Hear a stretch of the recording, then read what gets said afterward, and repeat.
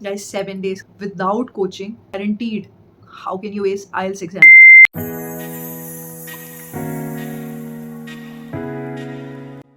Hi guys, welcome back.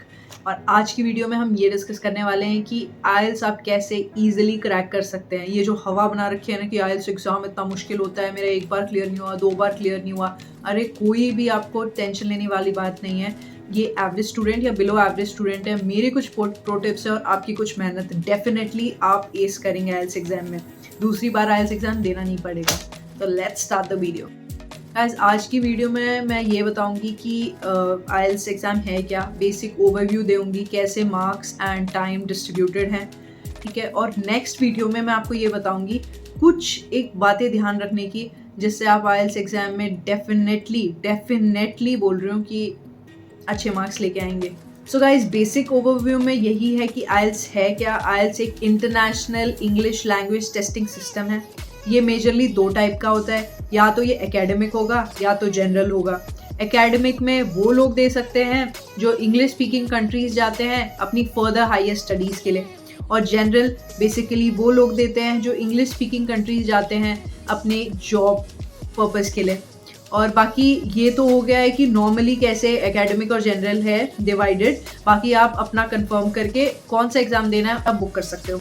अब क्योंकि मैंने एकेडमिक एग्ज़ाम दिया था आइल्स का, तो मैं एकेडमिक के बारे में बताना चाहूँगी कि सबसे पहले आइल्स एग्ज़ाम में 4 पार्ट्स होते हैं। आपकी लिसनिंग टेस्ट होती है, ठीक है, आपका रीडिंग स्किल्स टेस्ट होता है, आपका राइटिंग स्किल्स टेस्ट होता है और स्पीकिंग स्किल्स टेस्ट होता है।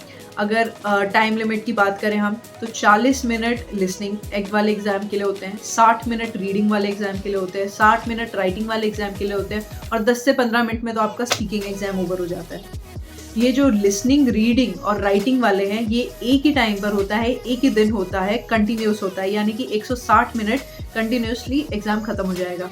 और जो स्पीकिंग वाला एग्ज़ाम होता है, ये वाले एग्जाम से या तो 3 दिन प्रायर होगा या 3 दिन बाद में होगा। वो आईडीपी या ब्रिटिश काउंसिल जैसे भी होगा आपको डेट बता देंगे। तो गाइस, सबसे पहले लिसनिंग की हम बात करें तो लिसनिंग में मैंने बता चुका है 40 मिनट देते हैं, 40 क्वेश्चन होते हैं आपके पास और 4 ही सेक्शंस होते हैं, सेक्शन 1, 2, 3, 4। जहाँ पर सेक्शन 1 सबसे ईजी होगा, सेक्शन 2 थोड़ा मुश्किल, सेक्शन 3 थोड़ा और सेक्शन 4 थोड़ा सा, चारों सेक्शन में से सबसे ज़्यादा मुश्किल।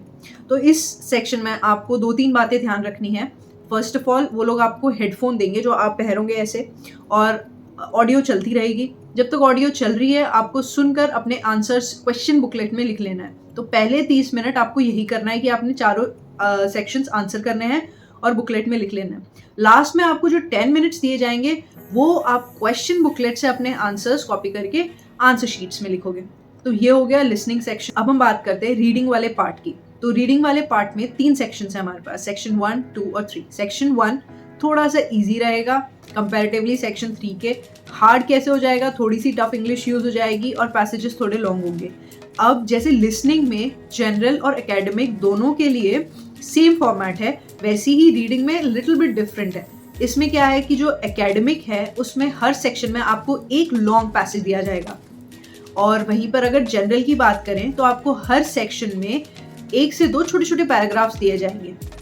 एक बात और, अनलाइक इन लिसनिंग वाले पार्ट में, रीडिंग वाले पार्ट में आपको आंसर्स डायरेक्टली शीट में लिखने हैं। यहाँ पर आपको कोई एक्स्ट्रा टाइम नहीं दिया जाएगा कि आप जो अपने आंसर्स है उसको क्वेश्चन बुकलेट में लिखे हों और फिर उसको आंसर शीट में ट्रांसफर करें। नहीं, 60 मिनट्स के अंदर ही आपको अपने डायरेक्टली आंसर्स उसी अंदर लिखने हैं। तो गाइस, राइटिंग वाले पार्ट की बात करें तो राइटिंग में 2 टास्क दिए जाते हैं, टास्क 1, टास्क 2। तो गाइस, जनरल की अगर हम बात करें तो उसके टास्क 1 में एक लेटर दिया जाता है लिखने को, इनफॉर्मल, फॉर्मल, कैसा भी एक लेटर लिखते हैं।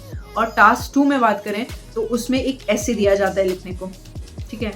अब बात करते हैं एकेडमिक वाले पार्ट की। तो एकेडमिक वाला जो एग्जाम लिख रहे हैं उसमें टास्क 1 में आपको समरी लिखनी है। अब ये समरी क्या है, जैसे कोई भी आपको ग्राफ, कोई भी पिक्चर, कोई भी चार्ट्स, कुछ भी दिया जाता है आपको और उसके ऊपर लिखने के लिए बोलते हैं इसकी संक्षेप में इसके बारे में लिखो कि क्या डिपिक्ट कर रहा है डायग्राम।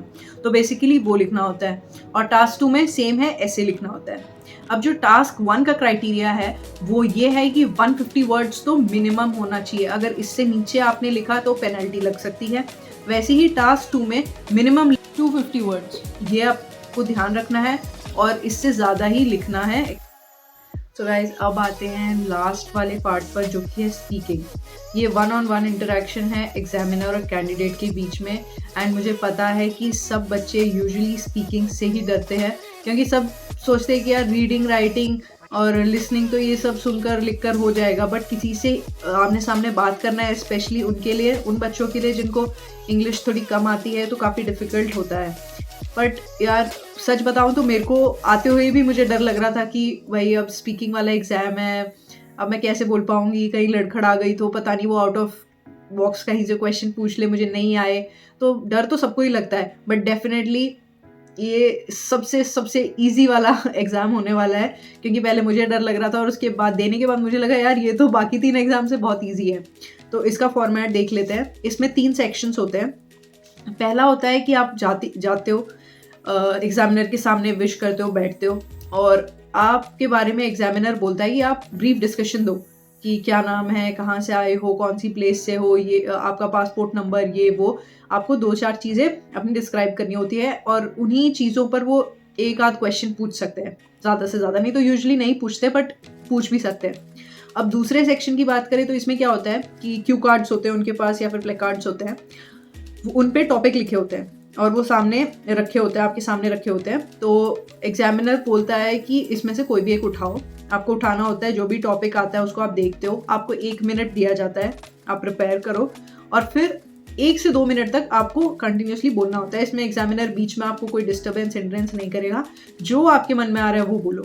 देखो ये सुनने में थोड़ा सा मुश्किल लगता है कि ब्रीफ डिस्कशन तो ठीक था, बट ब्रीफ इंट्रोडक्शन तो ठीक था, बस ये जो टॉपिक कैसे बोलेंगे, टॉपिक पर कोई ऐसा वैसा टॉपिक आ गया तो बिलीव मी गाइज बहुत आसान टॉपिक आते हैं। मतलब मैं क्या एग्जांपल दूँ, मुझे आया था कि which is your favourite place, और उस प्लेस के बारे में आप कुछ भी लिख सकते हो। वो प्लेस आपका होम टाउन हो सकता है, उसमें क्या फेमस है, क्या है, ये है वो है, आप सब कुछ प्रिपेयर करके बोल सकते हो।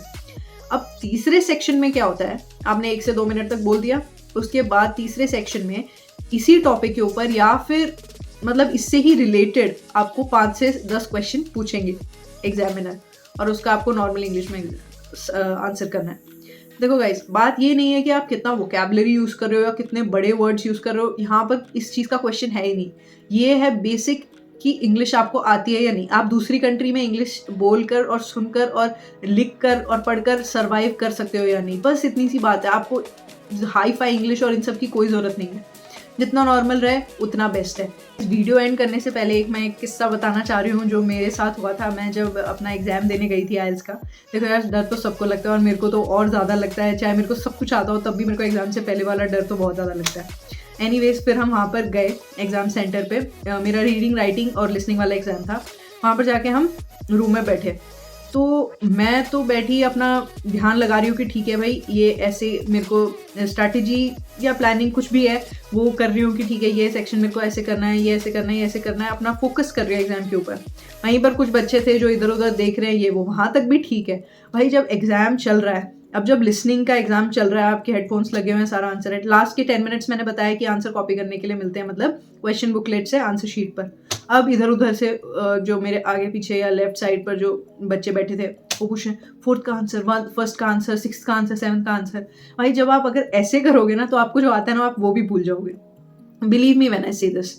मतलब आप इतना प्रिपेयर होके जाओ ना कि आपको यार इंग्लिश है, बेसिक इंग्लिश है, इसमें कुछ मतलब रॉकेट साइंस नहीं है, बहुत ईजी है, पर यार थोड़ी सी मेहनत तो हर चीज़ में ही ज़रूरी होती है। तो इसमें आपको बेसिक तो पता रहना चाहिए कि कैसे क्वेश्चन आएंगे, कैसे आप आंसर कर सकते हो। और बिलीव मी यार व्हेन आई से कि आप कुछ भी इंग्लिश में लिखोगे you will pass, you will get 6.57। आप नॉर्मल इंग्लिश में लिखो, राइटिंग वाले में नॉर्मल इंग्लिश में लिखो, लिसनिंग वाले में कितना आसान होता है यार, सुनकर बस लिखना ही तो है आंसर। उसमें इधर उधर पूछना, आपका खुद का भी टाइम वेस्ट, सामने वाला भी परेशान, और आपको जो आता है वो भी नहीं आएगा। तो मैं बस पिटी फील कर रही थी, हालांकि मैं कुछ हेल्प कर नहीं सकती थी क्योंकि बहुत दूर दूर बैठते हैं यार। चीटिंग तो वैसे भी पॉसिबल नहीं है अगर कोई ये सोच के जा रहा है कि यार वहाँ जाके देखेंगे, क्योंकि यार इस एग्जाम के लिए ना बहुत पैसे लगते हैं, तो it's not a small amount. और वहाँ जाके अगर आपकी प्लानिंग ये है कि हम उधर जाके चीट करेंगे तो कोई फ़ायदा नहीं है उस चीज़ का। इसलिए मैं चाहती हूँ कि आप आइल्स वीडियो देखो, नेक्स्ट वाली जो आएगी कि कैसे, मैंने तो 7 दिन में प्रिपेयर किया था, अगर आपके पास उससे ज़्यादा दिन है तो वेल एंड गुड, फिर तो बहुत अच्छी बात है। कैसे आप प्रिपेयर कर सकते हैं और कैसे आप एग्ज़ाम को एस कर सकते हैं, गारंटीड बोल रही हूँ मैं। Wait for the next video. Until then अपना ध्यान रखें, स्वस्थ रहें, मस्त रहें। बाय। और गाइस वीडियो अच्छा लगा हो तो लाइक शेयर एंड सब्सक्राइब करना ना भूलें।